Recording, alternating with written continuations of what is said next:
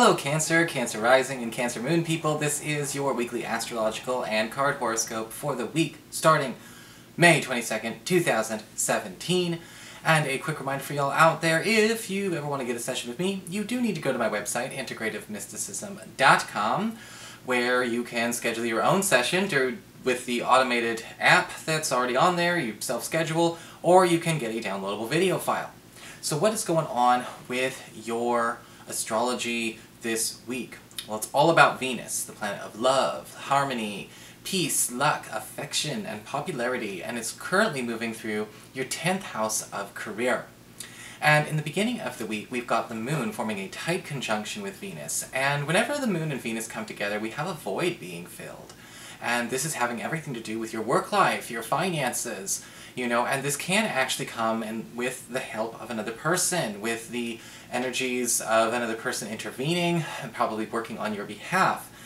And what can happen with this is this can also indicate another opportunity being put on the table, or something being given to you that you deserved, but you may have felt passed over or skipped on.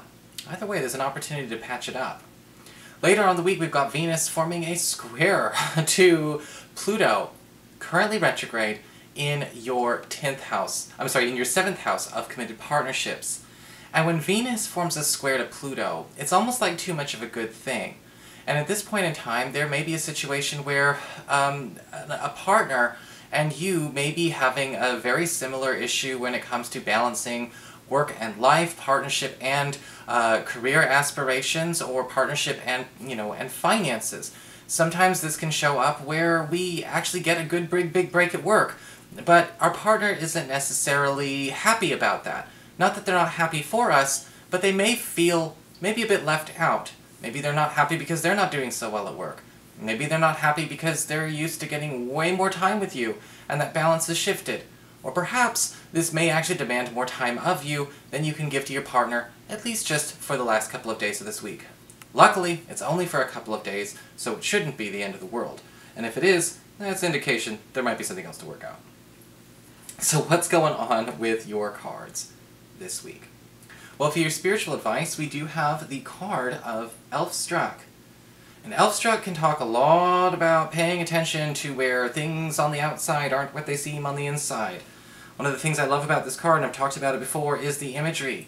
We've got a beautiful girl who absolutely is stunning in every single way, except for the fact that when we look at her eyes, there's kind of glazed over. There's almost sort of an emptiness to them. And this kind of talks about things that can be pretty that don't really have or present soul.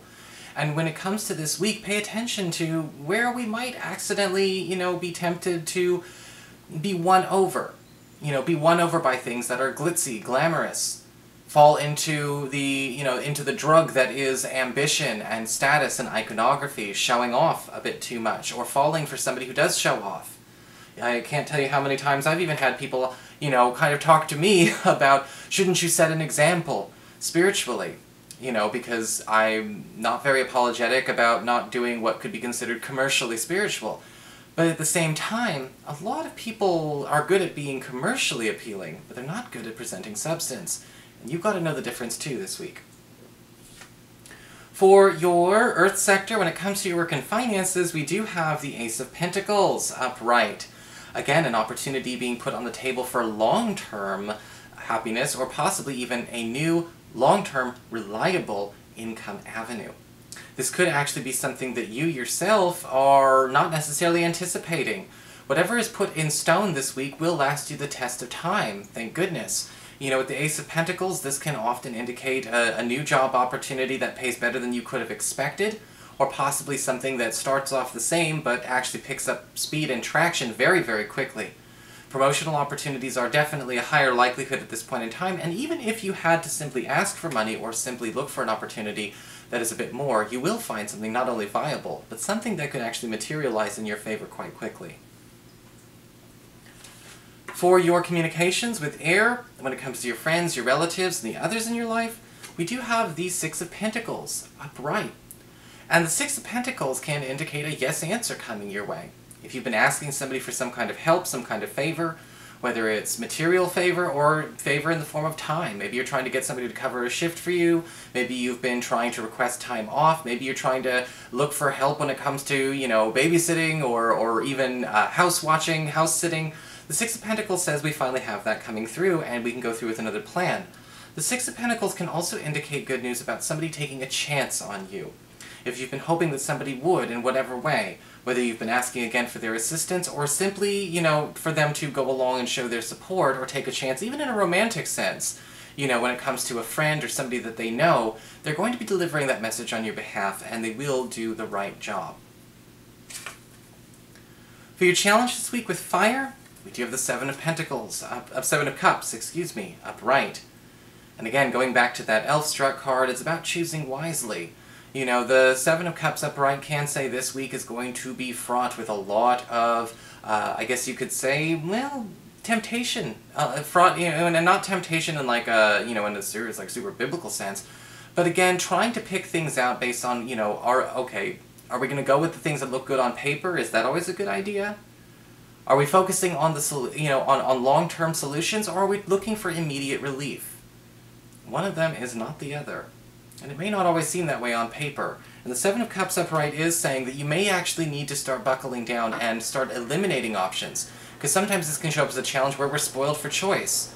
The Seven of Cups can actually be a very scary card. When I think about the woman in the picture, I don't think of somebody who's got all the, you know, who's got the world as her oyster. I think of somebody who's probably been standing at that counter for about 2 or 3 hours, you know, and still has not picked out exactly what she wants. And that might be something that we have to finally settle down and do. And again, stop piling on more options. For your emotions with water and your romantic life, we do have the Death card, reversed. Now interestingly, this card can go 2 ways. And most of them have to do with things being a little bit out of balance. The Death card reversed can usually show up as a warning for people who have a tendency to end and begin things way too quickly, closing and shutting doors constantly, or people who will not shut the right door to open the right door. And this could actually be a situation that you're finding either yourself or another person in. If you're single and looking, you might find out that a person is kind of moving from relationship to relationship way too quickly. Before they're completely out, over and done with one thing, they're already moved on to the next thing.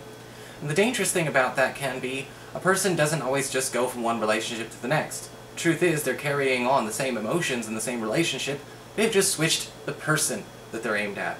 And it may be important to pay attention to where that needs to be slowed down. And the other thing, however, with the Death card reversed, and this could also apply to you coupled